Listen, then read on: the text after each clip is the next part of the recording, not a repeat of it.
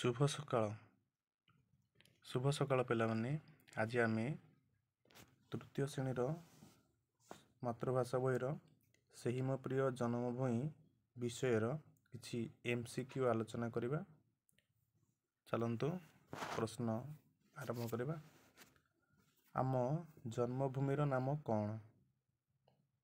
Option क Bharat, option ख Australia, option ग एशिया, ऑप्शन घ यूरोप। आम जन्मभूमिर नाम भारत। आम जन्मभूमिर नाम भारत, तेणु ऑप्शन क होछि ठीक उत्तर। जिबा परवर्ती प्रश्न। जन्मभूमि को कहा सहित तुलना करा जायछि? ऑप्शन क बापा, ऑप्शन ख भाई, ऑप्शन ग भौणी, ऑप्शन घ माँ। जन्मभूमि को माँ सहित तुलना करा जायछि, तेणुकरी ऑप्शन घ होछि ठीक उत्तर। जन्मभूमि को माँ सहित तुलना करा जायछि। आमे जन्मभूमिर सेवा करिबा किपरि? ऑप्शन क बेसी पाठ पढ़ी, ऑप्शन ख जीवन देई ता पई भल काम करी, ऑप्शन घ रास्ता घाट सफा करी, ऑप्शन घ समस्तଙ୍କ कथा मानी। ठीक उत्तर होछि ऑप्शन ख जीवन देई ता पई भल काम करी। तेणुकरी आमे जन्मभूमि पई आमे जीवन देई भल काम करिबा, तेणुकरी ऑप्शन ख होछि यार ठीक उत्तर। जीवन देई ता पई भल काम करी। जिबा परवर्ती प्रश्न। प्रश्न नंबर 4। ताहारी सेवा आमरी काम एठारे काहार सेवा पई कहचंती? ऑप्शन क जन्मभूमिर, ऑप्शन ख रोगीर, ऑप्शन ग माता पितांकर, ऑप्शन घ अकर्मण्य लोकंकर। ताहारी सेवा आमरी काम एठारे जन्मभूमिर सेवा कथा कहचंती, तेणुकरी ऑप्शन क होछि ठीक उत्तर। जन्मभूमिर सेवा पई आमे काम करिबा। जिबा परवर्ती प्रश्न। प्रश्न नंबर 5। आमे आम जन्मभूमिर कौन कामना करिबा? आमे आम जन्मभूमिर कौन कामना करिबा? ऑप्शन क हस, ऑप्शन ख सुख, ऑप्शन ग सेवा, ऑप्शन घ अशुभ। ताहारी सुख आमरी काम आमे पढ़िछा आगरू, तो तेणुकरी ऑप्शन ख हो यार ठीक उत्तर। सुख आमे जन्मभूमिर सुख कामना करिबा। परवर्ती प्रश्न। प्रश्न नंबर 6। नाची नाची ता चरण धुए एठारे किए चरण धोइबा कथा कहा जायछि? ता पूर्व पदटी मन पकेबा। सागरे नील लहरी माल नाची नाची ता चरण धुए। तेणुकरी कौन हम? एठारे कि चरण धोइबा कथा कहा जायछि? एठारे सागर चरण धोइबा कथा कहा जायछि। सागरर नील जलधारा नाची नाची ता चरण धुए। जिबा परवर्ती प्रश्न। प्रश्न नंबर 7। काहार मिठा गीत आमर प्राण को मोहि निए? काहार मिठा गीत आमर प्राण को मोहि निए? ऑप्शन क सागर, ऑप्शन ख बण जंगल, ऑप्शन ग चढ़ेई, ऑप्शन घ छोट पिला।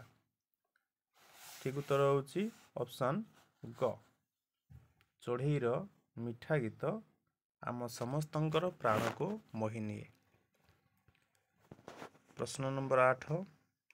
जोच्छना शब्दर अर्थ केउटी बाछ? ऑप्शन क खरा, ऑप्शन ख जह्न, ऑप्शन ग चंद्र किरण, ऑप्शन घ परिष्कार। तो जोच्छना शब्दर ठीक उत्तर होछि चंद्र किरण, तेणुकरी ऑप्शन ग होछि ठीक उत्तर। जोच्छना शब्दर अर्थ होछि चंद्र किरण। जिबा परवर्ती प्रश्न। प्रश्न नंबर 9। निर्मल शब्दर अर्थ केउटी बाछ? निर्मल ଶବ୍ଦର ଅର୍ଥ କେଉଁଠି ବାଛ। ଅପସନ୍ କ ସଫା, ଅପସନ୍ ଖ ମଇଳା, ଅପସନ୍ ଗ ଗୋଳିଆ, ଅପସନ୍ ଘ ଅସୁନ୍ଦର। ତ ପିଲାମାନେ ନିର୍ମଳ ଶବ୍ଦର ଅର୍ଥ ହେଉଛି ସଫା। ନିର୍ମଳ ଶବ୍ଦର ଯେଉଁ ଅର୍ଥ ତାର ହେଉଛି ସଫା, ତେଣୁକରି ଅପସନ୍ କ ହୋଇଯିବ ଏହାର ଠିକ୍ ଉତ୍ତର। ପ୍ରଶ୍ନ ନମ୍ବର 10। ଗହନ ଶବ୍ଦର ଅର୍ଥ କେଉଁଠି ବାଛ। ଗହନ, ଗହନ ବନ ଆମେ ଜାଣିଥିବା। ଗହନ, ଅପସନ୍ କ ପତଳା, ଅପସନ୍ ଖ ଗହଳିଆ, ଅପସନ୍ ଗ ସରୁଆ, ଅପସନ୍ ଘ ମୋଟା। ତ ଏଠି ଗହନ ଶବ୍ଦର ଅର୍ଥ ହେଉଛି ଗହଳିଆ, ତେଣୁକରି ଅପସନ୍ ଖ ହେଉଛି ଏହାର ଠିକ୍ ଉତ୍ତର, ଗହଳିଆ। ଦେବା ପରବର୍ତ୍ତୀ ପ୍ରଶ୍ନ, ପ୍ରଶ୍ନ ନମ୍ବର 11। କୁସୁମ ଶବ୍ଦର ଅର୍ଥ କେଉଁଠି ବାଛ। କୁସୁମ ଶବ୍ଦର ଅର୍ଥ କ'ଣ? ଅପସନ୍ କ ଫୁଲ, ଅପସନ୍ ଖ କଢ଼, ଅପସନ୍ ଗ ପତ୍ର, ଅପସନ୍ ଘ ଡାଳ। ତ କୁସୁମ ଶବ୍ଦର ଅର୍ଥ ହେଉଛି ଫୁଲ। କୁସୁମ ଶବ୍ଦର ଅର୍ଥ ହେଉଛି ଫୁଲ, ତେଣୁକରି ଅପସନ୍ କ ହେଉଛି ଠିକ୍ ଉତ୍ତର। ପ୍ରଶ୍ନ ନମ୍ବର 12। ସାଗର ଶବ୍ଦର ଅର୍ଥ କେଉଁଠି ବାଛ। ସାଗର ଶବ୍ଦର ଅର୍ଥ କେଉଁଠି ବାଛ। ଅପସନ୍ କ ପୋଖରୀ, ଅପସନ୍ ଖ ନଦୀ, ଅପସନ୍ ଗ କୂଅ, ଅପସନ୍ ଘ ସମୁଦ୍ର। ତ ସାଗର ଶବ୍ଦର ଅର୍ଥ ହେଉଛି ସମୁଦ୍ର, ତେଣୁକରି ଅପସନ୍ ଘ ହେଉଛି ଏହାର ଠିକ୍ ଉତ୍ତର। ସାଗରେ ନୀଳ ଲହରୀ ମାଳ, ନାଚି ନାଚି ତା ଚରଣ ଧୁଏ। ପ୍ରଶ୍ନ ନମ୍ବର 13। ନିମ୍ନୋକ୍ତ ମଧ୍ୟରୁ କେଉଁଟି ସମୁଦ୍ରର ପ୍ରତିଶବ୍ଦ। ଉର୍ମି, ଢେଉ, ସିନ୍ଧୁ, ମହି। ଏଠି ସମୁଦ୍ରର ପ୍ରତିଶବ୍ଦ ସିନ୍ଧୁ, ତେଣୁକରି ଅପସନ୍ ଗ ହେଉଛି ଠିକ୍ ଉତ୍ତର। ପ୍ରଶ୍ନ ନମ୍ବର 14। ନିମ୍ନୋକ୍ତ ମଧ୍ୟରୁ କେଉଁଟି ଆକାଶର ପ୍ରତିଶବ୍ଦ। ଅପସନ୍ କ ନଭ, ଅପସନ୍ ଖ ଧରଣୀ, ଅପସନ୍ ଗ ମହି, ଅପସନ୍ ଘ ସୁମନ। ତ ଏମାନଙ୍କ ମଧ୍ୟରୁ ଆକାଶର ପ୍ରତିଶବ୍ଦ ହେଉଛି ନଭ, କ ଅପସନ୍ ଠିକ୍ ଉତ୍ତର। ପ୍ରଶ୍ନ ନମ୍ବର 15। ସେହି ମୋ ପ୍ରିୟ ଜନ୍ମଭୂଇଁ କବିତାରେ କେତୋଟି ପଦ ଅଛି। ବହୁତ ବଢ଼ିଆ ପ୍ରଶ୍ନ ଅଛି। ସେହି ମୋ ପ୍ରିୟ ଜନ୍ମଭୂଇଁ କବିତାରେ କେତୋଟି ପଦ ଅଛି। ଅପସନ୍ କ 7ଟି, ଅପସନ୍ ଖ 5ଟି, ଅପସନ୍ ଗ 6ଟି, ଅପସନ୍ ଘ 4ଟି। ତ ଏହାର ଠିକ୍ ଉତ୍ତର ହେଉଛି ଅପସନ୍ ଖ 5ଟି। କେତୋଟି? 5ଟି ପଦ ରହିଛି। ଯିବା ପରବର୍ତ୍ତୀ ପ୍ରଶ୍ନ। ଆମ ଜନ୍ମଭୂମିର ପାଦ କିଏ ଧୋଇଦିଏ। ଆମ ଜନ୍ମଭୂମିର ପାଦ କିଏ ଧୋଇଦିଏ। ଅପସନ୍ କ ନୀଳସାଗର, ଅପସନ୍ ଖ ନଦୀ, ଅପସନ୍ ଗ ପୁଷ୍କରିଣୀ, ଅପସନ୍ ଘ ବର୍ଷା ଜଳ। ତ ଆମ ଜନ୍ମଭୂମିର ପାଦ କିଏ ଧୋଇଦିଏ। ଆମ ଜନ୍ମଭୂମିର ପାଦ ନୀଳସାଗରର ଜଳଧାରା ଧୋଇଦିଏ, ତେଣୁକରି ଠିକ୍ ଉତ୍ତର ହୋଇଯିବ ନୀଳ ସାଗର। ପରବର୍ତ୍ତୀ ପ୍ରଶ୍ନ, ପ୍ରଶ୍ନ ନମ୍ବର 17। ବିହଗ ଆମ ପ୍ରାଣକୁ କିପରି ମୋହି ନିଏ। ପ୍ରଶ୍ନ ନମ୍ବର 17। ବିହଗ ଆମ ପ୍ରାଣକୁ କିପରି ମୋହି ନିଏ। ଅପସନ୍ କ ଉଡ଼ି ଉଡ଼ିକା, ଅପସନ୍ ଖ ମଧୁର ଗାନେ, ଅପସନ୍ ଗ ଡାଳରୁ ଡାଳ ଡେଇଁ, ଅପସନ୍ ଘ ବସା ଭିତରେ ରହି। ଠିକ୍ ଉତ୍ତର ହେଉଛି ମଧୁର ଗାନେ ପରାଣ ମୋହେ, ତେଣୁକରି ଅପସନ୍ ଖ ହେଇଯିବ ଏହାର ଠିକ୍ ଉତ୍ତର, ମଧୁର ଗାନେ। ପରବର୍ତ୍ତୀ ପ୍ରଶ୍ନ, ପ୍ରଶ୍ନ ନମ୍ବର 18। ଝରଣା କିପରି ଜନ୍ମଭୂଇଁର ଦେହକୁ ଛୁଏଁ। ଝରି ଝରି, ନାଚି ନାଚି, ସରାଗେ, ଦୁଃଖରେ।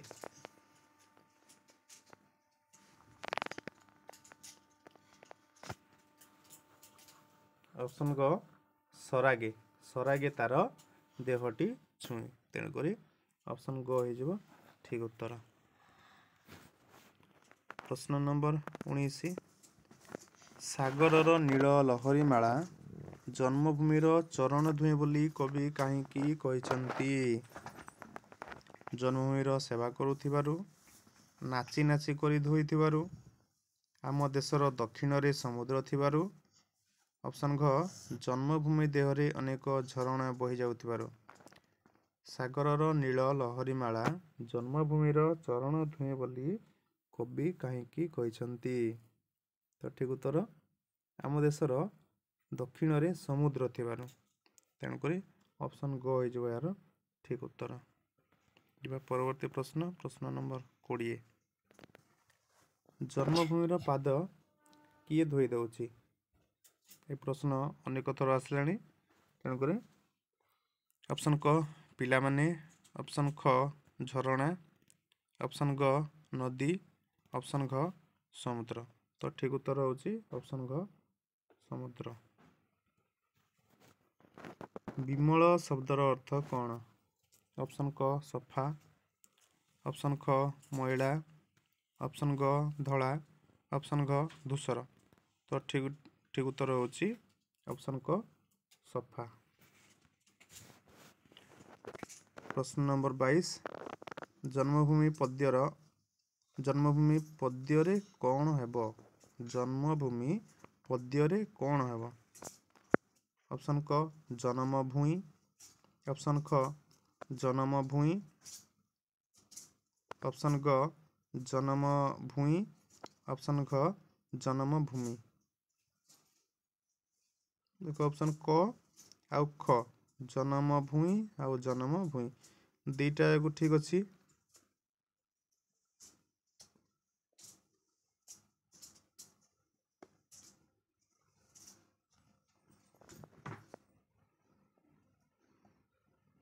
ଜନମ ଭୂଇଁ, ଜନମ ଭୂଇଁ।